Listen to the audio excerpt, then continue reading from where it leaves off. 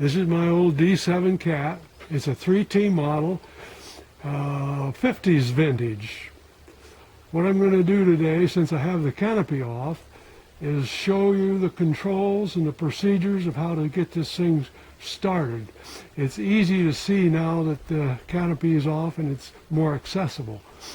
So what I'm going to do is I'm going to walk through the procedure to start it, and then after that I'm going to actually go through the procedure and start it, and then from there I'll show you the controls and how to bleed the injectors, which is important. Okay. Okay, two things you have to do to the big engine before you start. One is position the throttle, and the other is position the compression release. A word about the throttle. There is no off and on switch to make this big motor run. It's all controlled by the throttle. This throttle has a stop here and a button that you, spring-loaded button that you push.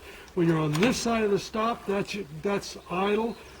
Back is full throttle, and when you pull the pin and go the other way, that kills the motor, and that's the only way you have to kill it.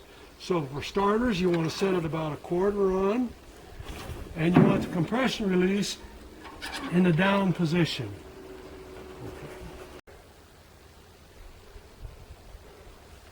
Okay. There's three things to do to get the pony motor going. That's this thing right here, two-cylinder gas engine. You must turn the gas on with this valve right here. Turn the choke, pull the choke out all the way to the left, and turn the ignition switch on. Now the pony motor is ready to start.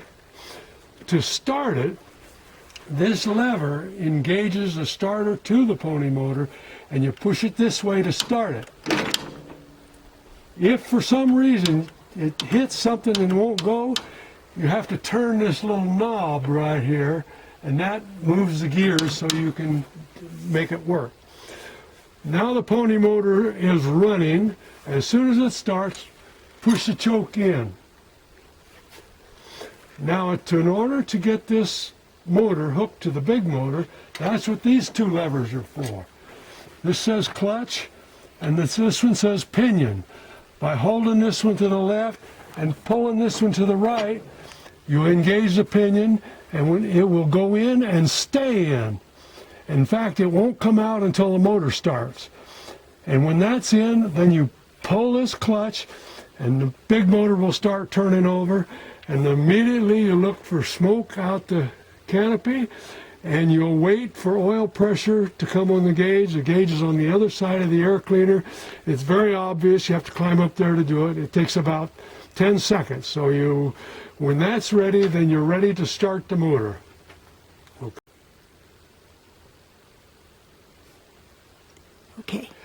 Now, when you get ready to start the big motor, you've got smoke and you've got oil pressure. Then all you have to do is you take starting fluid, give it a squirt in the bottom of that air cleaner, give it a good squirt, and then raise this compression release, and away she goes. And that's it. Okay. Okay. Okay, now we're going to actually start this thing. So we've gone through the procedure. Throttle is open, compression release is down, choke is on, gas is on, ignition is on. So now we try to start the pony motor.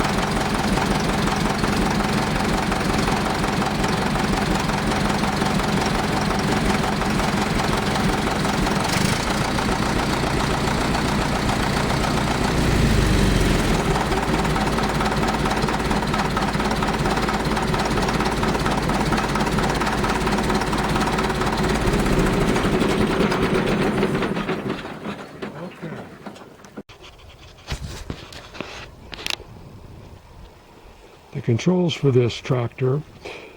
This is the lever that controls the blade. This is a Johnson bar which controls forward or backwards movement no matter what gear you're in.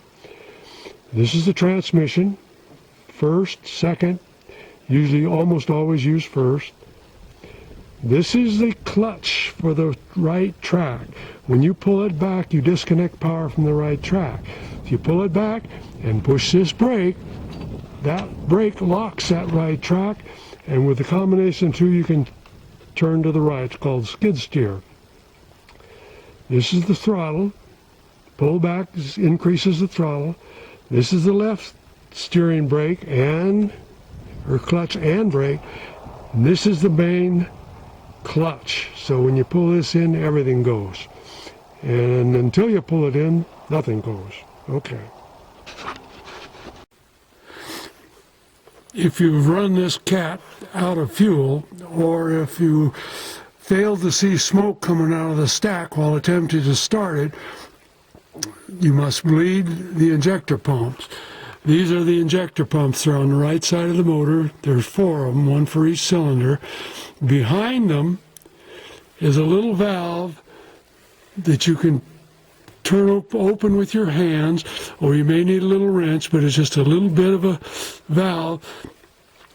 And you open that when the motor's turning over and wait till the fuel squirts out, then close it down, and that will bleed the injectors.